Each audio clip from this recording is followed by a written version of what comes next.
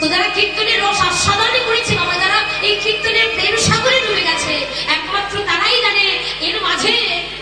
এই কীর্তনের মাঝে যে কি তত্ত্ব, কি রস, কি ভাব, কি ভালোবাসা লুকিয়ে আছে, একমাত্র তারাই জানে। কিন্তু যারা জীবনে কোনোদিন কীর্তনের প্রেম সাগরে ডুবেনি, তাদের যে কোনোদিন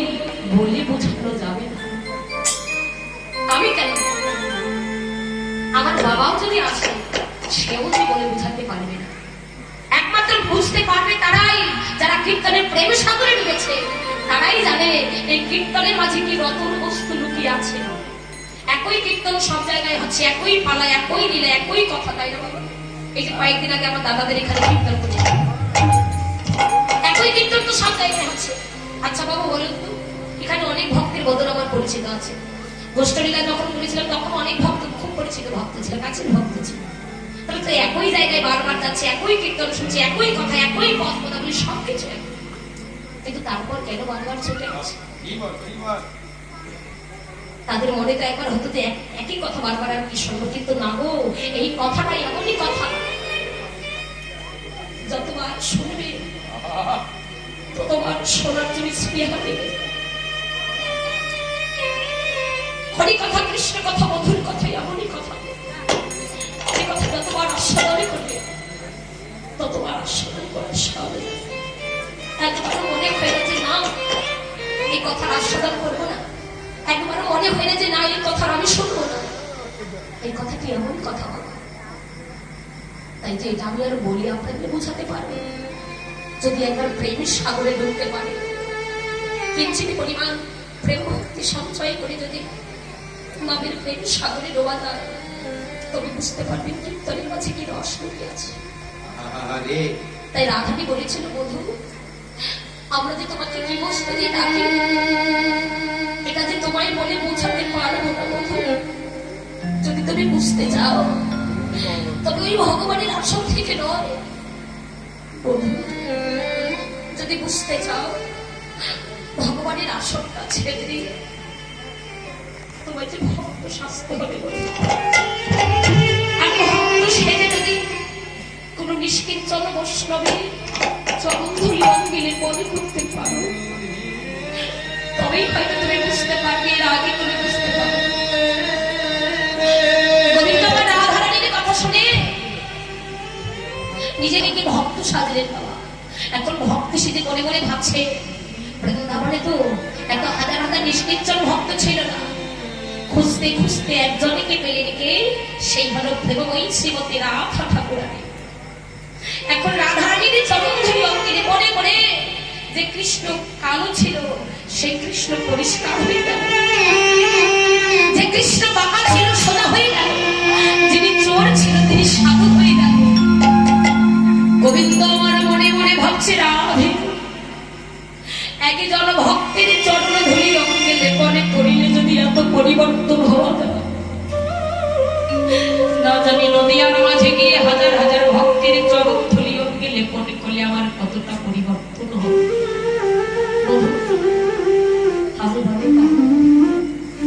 গোবিন্দ আমার নয়নের জলে বক্ষ প্লাবিত,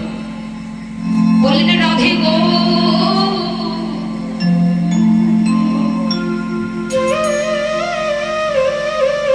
এবার সাজিয়ে দাও রাধে তোমার ভাবাকান্তি দিয়ে, তোমার ভাবাকান্তি অঙ্গে ধারণ করে নদিয়ায় গিয়ে ওই নিষ্কিঞ্চন ভক্তির নিষ্কিঞ্চন চরণধুলি অঙ্গে লেপনে ওগো রাধে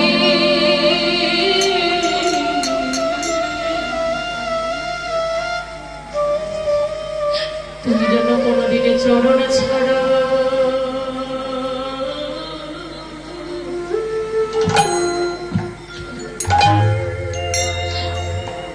চরণ ছাড়া করো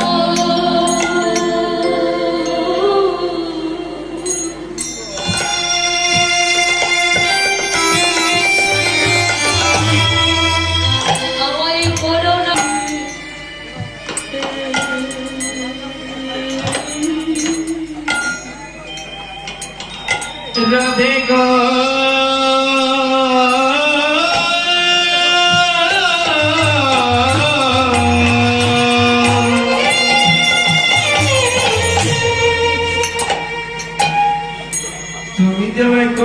চলো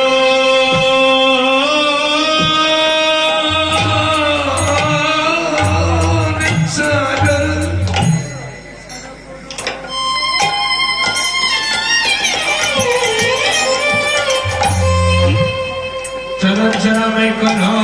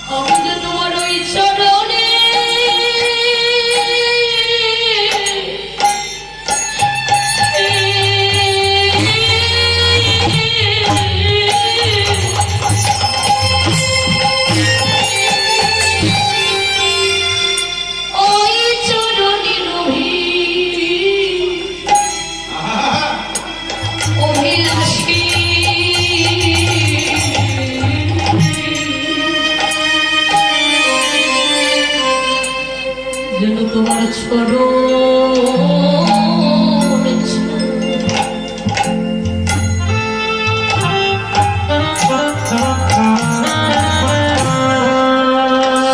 ছড়ময় করো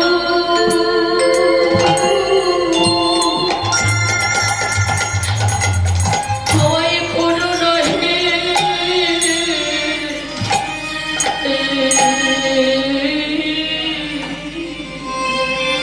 আমি যে তোমার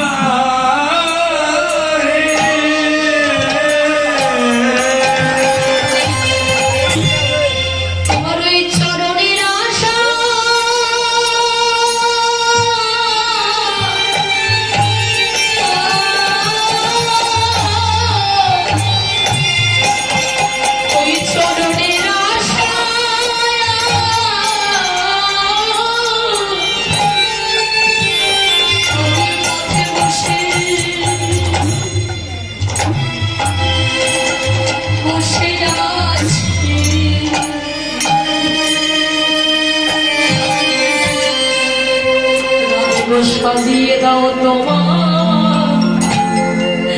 তোমার ওই ভাবা কান্তি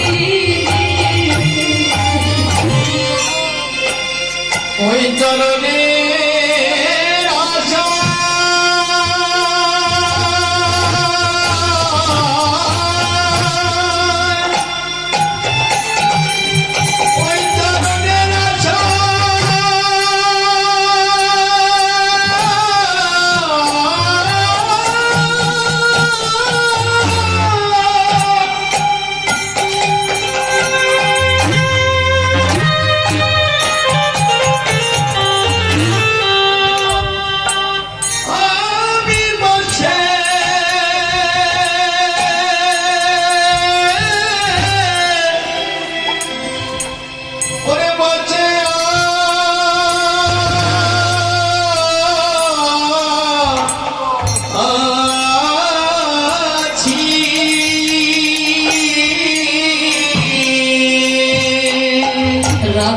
সাজিয়ে দাও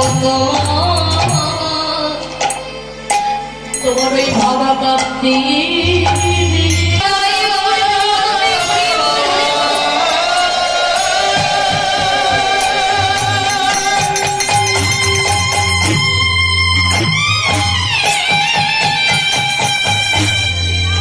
ওই চরণের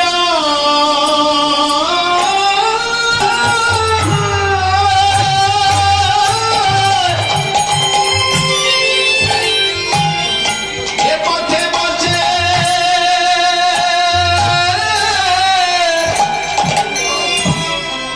বসে আছি